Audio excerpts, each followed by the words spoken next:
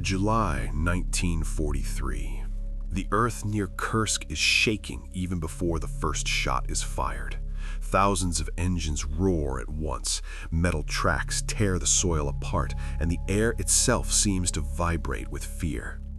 This is not just another battle, it is the largest tank clash in human history. German commanders are confident. They brought their best machines, Tigers, Panthers, heavy armor, powerful guns. They believe nothing on the Eastern Front can stop them now. But hidden among the Soviet lines is a weapon that doesn't look impressive at first glance. No rotating turret, awkward shape, slow reload. A machine many crews don't yet trust. Its name is Su-152, and in a few days, the Germans will give it a new name, Beast Killer. The Su-152 was never meant to hunt tanks. It was designed in a hurry, born out of desperation. The Red Army needed something, anything that could smash concrete bunkers and fortified positions. Engineers took the massive 152mm howitzer, mounted it on a KV tank chassis, removed the turret entirely, and hoped for the best. No elegant solutions, no time for perfection, just raw power. The result looked brutal, almost primitive.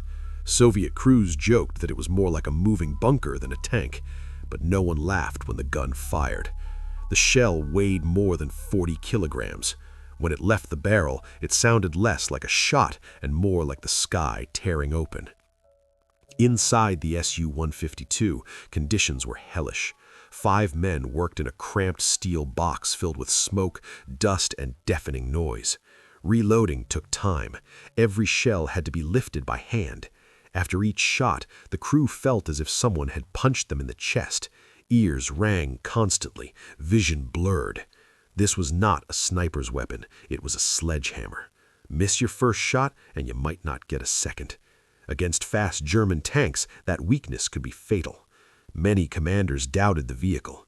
They didn't know yet that accuracy would soon become secondary, because when the Su-152 hit something, it didn't matter where. The first encounters with German heavy tanks were accidental. Soviet crews didn't go hunting Tigers, Tigers found them. A German column appeared through the morning haze, confident and orderly. The Tiger was a monster. Thick armor, deadly precision, psychological dominance. Its mere presence often broke enemy morale. One Su-152 crew watched through their optics as the massive shape moved closer. At that moment, history could have gone very differently. One hit from the Tiger's 88mm gun could turn their vehicle into a burning coffin. The Soviet commander hesitated for a fraction of a second, then gave the order to fire. The shell struck the Tiger's turret. It didn't pierce the armor. There was no clean hole, no dramatic explosion. Instead, the impact was so violent that the turret ring shattered. The massive turret was ripped loose, twisted, and thrown aside like a broken toy. Inside, the German crew never stood a chance. Some were killed instantly. Others were knocked unconscious by the shockwave alone. The Tiger, feared across Europe, was neutralized by a single hit. Soviet soldiers stared in disbelief. They hadn't destroyed the tank the right way, they had simply overpowered it. Word spread fast, very fast. Soon reports flooded headquarters. Tigers disabled without penetration, Panthers abandoned after near misses, crews surviving hits but unable to fight, shaken, bleeding, deaf. The Su-152 didn't need precision. Its high explosive shell transferred monstrous kinetic energy through armor plates, bolts, and internal components. Even when the steel held, everything inside broke. Optics shattered, mechanisms jammed, human bodies failed. German tankers began to fear something new, not a weapon that pierced armor, but one that ignored it entirely. That's when the nickname appeared in frontline conversations, Zveroboy, Beast Killer. German intelligence was confused. There was no such tank in their manuals. No rotating turret, low mobility, slow rate of fire. On paper, the Su-152 should have been easy prey, but reality didn't match theory.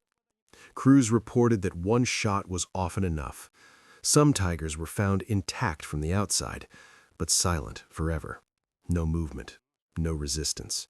Just dead steel giants scattered across the battlefield. Morale suffered, confidence cracked, and once fear enters a tank crew's mind, armor thickness stopped mattering. For Soviet crews, the Su-152 became something more than a weapon. It was a gamble every time they fired. Miss, and you die. Hit, and the battlefield changes. They learned to wait, to hide, to let German tanks come closer than doctrine allowed, sometimes dangerously close, 50 meters, 40, 30. At that distance, there was no escape for either side. The gun fired, the ground shook, and whatever stood in front of the Su-152 ceased to be a threat. These were not clean victories. They were violent, chaotic, and terrifying. The Battle of Kursk continued to rage, but something fundamental had shifted. The myth of German invincibility cracked under raw Soviet firepower. The Su-152 was not produced in huge numbers. It did not win the war alone, but it sent a message that echoed across the front. Even the strongest beasts can be slain, not with elegance, not with finesse, but with overwhelming force. And this was only the beginning of its story. In the next part, we will step inside one specific Su-152 crew. Real men, real fear. One ambush that went terribly wrong, and a single shot that changed everything. Because the Beast Killer didn't just destroy tanks, it rewrote how soldiers understood power, survival, and what it meant to face death inside a steel box. By mid-July 1943, the Su-152 was no longer an experiment. It was a rumor spreading through both armies. German crews whispered about a Soviet gun that didn't need to penetrate armor. Soviet crews spoke about it with caution, almost superstition. One such vehicle belonged to a mixed crew assembled just days before Kursk reached its peak. They were not elite tank aces, no medals, no legendary past, just 5 exhausted men who understood one thing very clearly. Their machine could kill anything on the battlefield, but only if they survived long enough to fire first. The commander, Lieutenant Ivan Maleshev, had less than 3 weeks of experience with the Su-152. He trusted the gun, but not fate. His driver had already survived one burned-out KV earlier in the war. The loader's hands were permanently bruised from lifting shells heavier than most artillery rounds. Inside the fighting compartment, there was no comfort, no heroism, only sweat, metal, and the constant fear that the next second could be their last. They knew German armor was pushing forward again. Tigers were reported nearby, and this time, retreat was not an option. The ambush position was imperfect. A shallow tree line, uneven ground, limited visibility. The Su-152 crouched like a predator that couldn't run, only strike. Engines were cut. Silence settled, broken only by distant artillery. Then came the sound they dreaded most, the low, mechanical growl of German heavy tanks. Tigers. Not one, at least 3, moving confidently. Too confidently. The range was still long, too long for comfort. Maleshev waited. Every instinct screamed to fire early. He ignored it. One shot, that was all they would get. The first tiger appeared between the trees like a steel god, massive, calm, its turret slowly scanning the battlefield. At this distance, the Su-152 was already vulnerable. One wrong move, one flash, and an 88mm shell would erase them. The gunner adjusted the sight. His hands trembled. 35 meters. 30. 28. Maleshev gave the order. Fire. The recoil slammed through the vehicle like an explosion inside a coffin. The shell flew not with speed, but with unstoppable force. The impact didn't sound like metal on metal. It sounded like a building collapsing. The Tiger's turret jerked violently to the side, then stopped permanently. The armor held, but everything inside failed at once. Instruments shattered. Crew members were thrown against steel walls. Some died instantly. Others were left unconscious, bleeding from ears and nose. The Tiger didn't burn. It simply stopped being alive. The second German tank froze, confused. The third began reversing immediately. Fear replaced doctrine. The Su-152 crew didn't celebrate. They couldn't. Reloading began at once. Hands moved automatically, despite ringing ears and blurred vision. Sweat poured down faces. The smell of burned powder filled the compartment. They knew what was coming next. German crews learned fast. The Tigers would either retreat or respond with overwhelming fire. A shell slammed into the ground nearby, showering the Su-152 with dirt and fragments. Another hit the hull, failing to penetrate but stunning the crew. Someone screamed. Someone laughed hysterically. Survival instincts took over. A second Tiger reappeared, firing blindly into the trees. Malyshev had seconds to decide. Retreat meant exposing their flank. Staying meant death if they missed. He chose to stay. The gunner aimed lower this time. Fire. The shell struck the Tiger's front plate. No penetration, but the shockwave traveled through armor, bolts, and crew alike. The tank lurched forward, then stopped. Smoke poured from hatches. German soldiers bailed out, disoriented, some unable to stand. The Su-152 had not destroyed the tank, it had erased its ability to fight. By the time Soviet infantry reached the area, 2 Tigers stood silent, almost intact, almost mocking. Inside one, the crew was dead without visible wounds. In the other, survivors were deaf, concussed, and broken. Medical reports later described massive internal trauma caused purely by impact shock. This was something new, something terrifying. Word spread again, faster than before. German tankers began to identify Su-152s not by sight, but by sound. One shot, one thunderclap, one ending. For Malyashev's crew, the battle ended quietly. Their Su-152 was damaged, scarred, barely operational, but alive. They didn't feel like heroes. They felt empty. They had stared into something worse than death. Randomness. 1 second earlier, 1 meter off, and none of this would matter. That was the truth of the beast killer. It was not a weapon of comfort. It was a weapon of extremes. Absolute power, balanced on absolute risk. In the next part, the Su-152 will face its greatest limitation: mobility, reload time, and the moment when raw power is no longer enough. Because even the beast killer could be hunted. And when German commanders adapted, the battlefield became deadlier than ever. By late July 1943, the battlefield had changed its rules again. The Su-152 was no longer a surprise. German commanders adapted, quickly and brutally. Orders were issued: identify the assault guns first, destroy them before they could fire. Tigers stopped advancing blindly. Panthers spread out. Infantry followed armor closely, scanning tree lines, ruins, hills.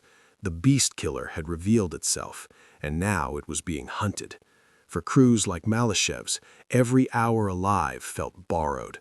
They were no longer predators in the shadows. They were targets. The Su-152's greatest strength had become its greatest weakness.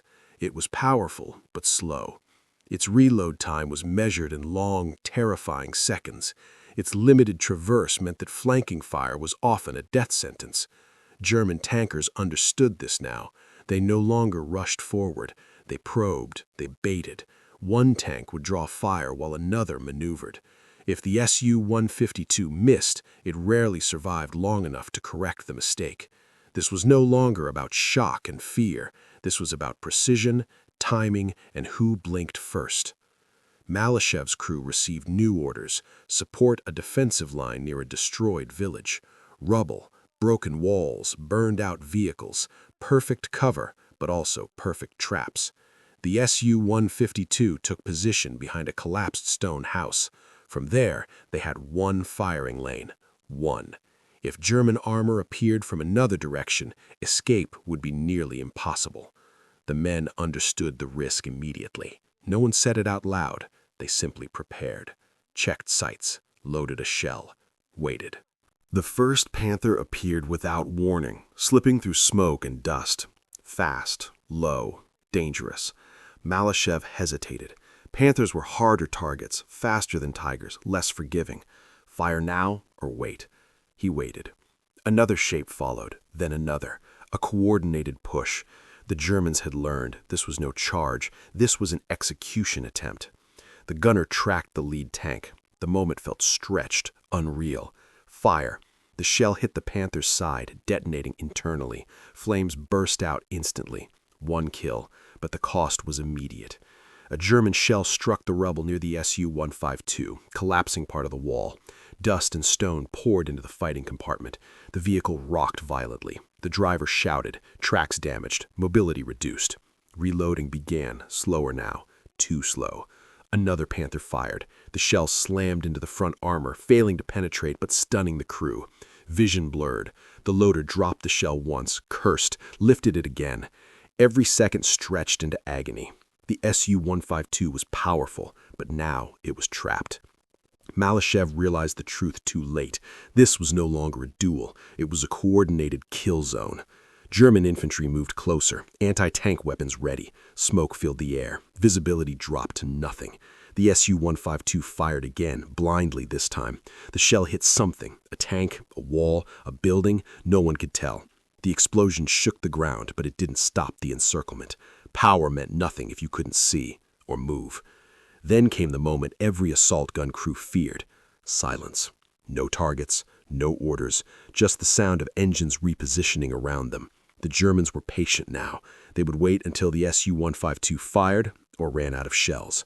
Malashev faced the choice that would define the crew's fate: stay and fight blind or attempt to retreat with damaged tracks. Either option could mean death. He chose movement. Engines roared back to life. The massive vehicle lurched forward, grinding metal against stone. As the Su-152 emerged from cover, a Panther fired from the flank. The shell tore through the side armor. The compartment filled with smoke, sparks, screams. One crewman was killed instantly. Another was wounded, barely conscious. The vehicle didn't explode, but it was finished. Malashev ordered evacuation. Hatches opened. Men spilled out into chaos, some burning, some crawling. German fire cut the air around them. Soviet infantry returned desperately. The beast killer lay silent behind them, wounded but defiant. Later inspection showed the truth. The Su-152 had destroyed 2 tanks and disabled another, even while being hunted, even while cornered, even while dying. German reports marked the position as neutralized with heavy losses. Soviet commanders marked it as mission accomplished. That contrast defined the entire war. The Su-152 was never meant to survive long. It was meant to break things, and it did, repeatedly, at terrible cost. But this was not the end of the beast killer's story. Survivors learned. Commanders adapted again. New tactics were born from blood and steel. In the next part, we follow what happened after Kursk, when the Su-152 stopped being a desperate improvisation and became a symbol of Soviet firepower marching west. After Kursk, the Su-152 had earned its reputation, but survival was never guaranteed. Lieutenant Malashev's crew returned to base, battered, scarred, and silent. Each man carried invisible wounds, ringing in ears, bruised ribs, the memory of steel colliding with steel, the smell of burning armor and human flesh. No one spoke of heroism. That wasn't the point. They knew the battlefield would not forgive pride. Tanks were destroyed, yes, but survival was random. And now the Red Army was pushing west, and the Su-152 would march with it. The next orders were clear: support infantry, destroy fortifications, and hunt German heavy armor wherever it appeared. But Malashev's crew understood something few commanders admitted. The Su-152 was terrifying, yes, but it was a living gamble. Every engagement carried the same deadly risk. Engines could fail, tracks could break, reload could be too slow. And somewhere out there, German tankers were waiting, smarter, faster, patient. Each battle was a negotiation with death itself. 1 week after Kursk, the crew found themselves advancing near a small village north of Orel. Smoke and fire rose in the distance, the echoes of artillery never stopping. German armor had fortified positions among the rubble. Infantry with Panzerfausts scoured the fields. Malashev crouched behind his machine, staring down the firing lane. The Su-152 was wounded, but operable. He knew the Germans would be watching, analyzing, calculating. But he also knew something crucial. When the gun fired, nothing would be the same. A German Panther emerged from the haze first, cautious but deadly. Then another. Malashev counted them mentally. 3 tanks, 2 infantry squads advancing behind them, mortars firing in support. One wrong move and the Su-152 would be overrun. The gunner, hands trembling, loaded the shell. The crew inhaled together. Fire. The massive 152mm shell struck the lead Panther squarely in the side. There was no explosion, no fireball, but the internal systems shattered instantly. The tank lurched, then stopped. The infantry froze, confused. That single shot had disrupted the German advance completely. Seconds passed like hours. Another Panther repositioned, firing blindly into the smoke. Malashev adjusted the Su-152, heart hammering. The shell hit the rear armor, not penetrating, but concussive force sent the crew flying against the steel walls. One loader groaned, ears bleeding, vision blurred. The driver struggled with damaged tracks. Fear and adrenaline intertwined, creating a clarity that was almost unbearable. One more shot, and the Germans would retreat. One misfire, and the Su-152 would be history. It was then that the crew learned something new about the beast killer. It wasn't just a gun. It was psychological. The Germans began to hesitate. The infantry advanced cautiously. Mortars paused. The Su-152's presence reshaped the battlefield without moving more than a few meters. Malashev realized the truth. Raw power was useless without timing, positioning, and the ability to instill fear. One perfect shot could freeze an enemy division in place. One mistake could cost everyone inside. Hours passed. Shells were counted, reloads slowed by exhaustion. Malashev's crew moved carefully from cover to cover. Smoke, fire, and the smell of cordite filled the air. Each engagement was brutal, unpredictable. German tanks tried flanking maneuvers, infantry attempted ambushes, but the Su-152 continued to fire, stopping attacks before they could escalate. For a moment, it seemed unstoppable. For a moment, Malashev understood what the war was really about: survival, timing, and the courage to stare into the barrel of a steel monster and fire anyway. By dusk, the village was littered with destroyed vehicles and wrecked buildings. 2 German tanks had been permanently disabled. Infantry scattered, retreating under the weight of fear and confusion. Inside the Su-152, the crew was silent. Exhaustion, adrenaline, and relief created a strange calm. They had survived, barely, and yet the cost was visible. The interior was scarred with dents, sparks, and traces of blood. Every engagement left permanent marks, not just on steel, but on men. Back at base, engineers examined the vehicle. Tracks damaged, suspension cracked, the guns slightly misaligned. Malashev watched quietly, knowing repairs were temporary. The Su-152 was a beast, terrifying, powerful, and fragile all at once. It could dominate the battlefield, but only with a crew willing to risk death repeatedly. And this realization would haunt the men every time they climbed back inside. The war was moving west, and they would face even deadlier German weapons, smarter tactics, and longer battles. The Soviet push into Eastern Europe was relentless. Rivers, forests, and ruined villages stretched endlessly, hiding danger in every shadow. Malashev's Su-152 rolled forward with infantry at its flanks, engines groaning under weight, tracks scarring the mud. German forces, battered but far from defeated, had learned from Kursk. They deployed ambushes, coordinated attacks, and paired tigers with panthers in lethal tandem. The beast killer had never faced such precision.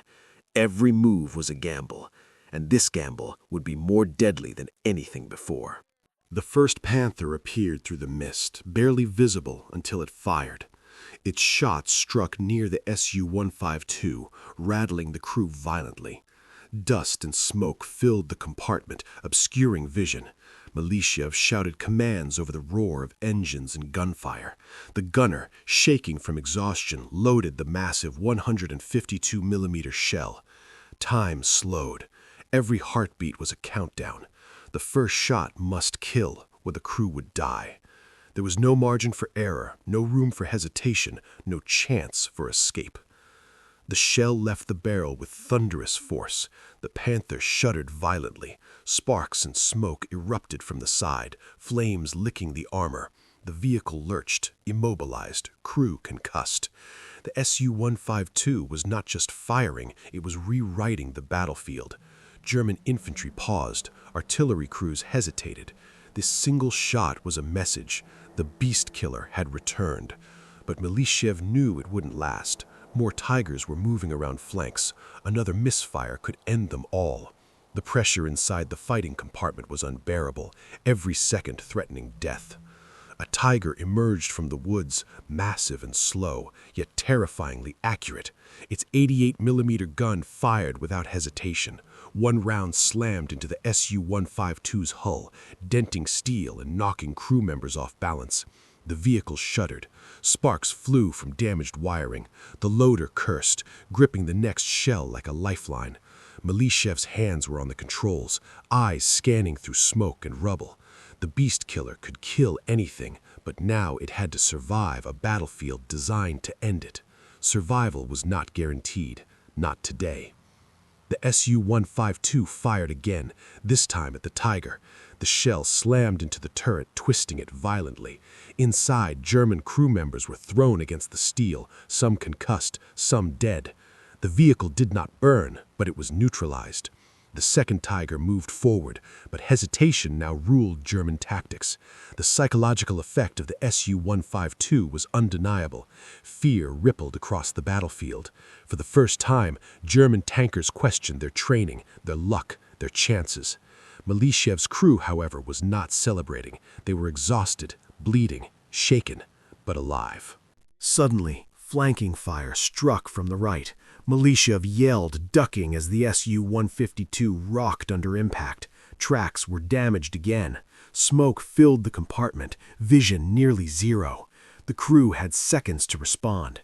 The gunner, sweat and blood running down his face, loaded another shell. Milishev aimed, calculating trajectory, distance, wind, and enemy movement in a heartbeat. Fire! The massive shell hit the flank of the advancing tiger. The turret was ripped from its ring. Crew incapacitated. One vehicle neutralized. The battlefield shifted instantly. By now, the Su-152 was scarred, battered, leaking oil, and barely mobile. Smoke choked the air. Bullets ricocheted off armor. Fire erupted around buildings. Yet it moved forward, slowly, relentlessly. The crew had become one with the machine. Every breath, every heartbeat, every motion synchronized with the beast killer. They had learned to survive through fear, precision, and timing. One mistake, one delayed second, and the story would end here. But somehow, they persisted. Hours later, silence fell over the battlefield. German armor had retreated or been neutralized. Infantry scattered. Fires burned among ruined villages. The Su-152, battered and smoking, stood alone amid destruction. Inside, the crew slumped against steel walls, exhausted but alive. They had faced death repeatedly and emerged victorious. Not with speed, not with finesse, but with raw power, calculated risk, and unyielding courage. The beast killer had proven itself once again. Reports later called it a miracle. One vehicle, 5 men, and a single gun had stopped German advances in multiple skirmishes. The Su-152 had become more than steel and mechanics. It had become a symbol of fear, power, and inevitability. German tankers whispered its name with dread. Soviet crews spoke it in reverent tones. Zveroboy, beast killer. Its legacy was not measured in numbers alone, but in the psychological dominance it exerted over every battlefield it entered. Malashev's crew never forgot that day. They knew that luck, courage, and the raw, destructive force of the Su-152 had combined to save them. The war would continue westward, battles would rage, and new weapons would emerge. But the legend of the beast killer was sealed. One shot, one precise moment, one steel monster capable of stopping even the greatest fears of the German armor. And that was how the Su-152 became a weapon not just of destruction, but of legend.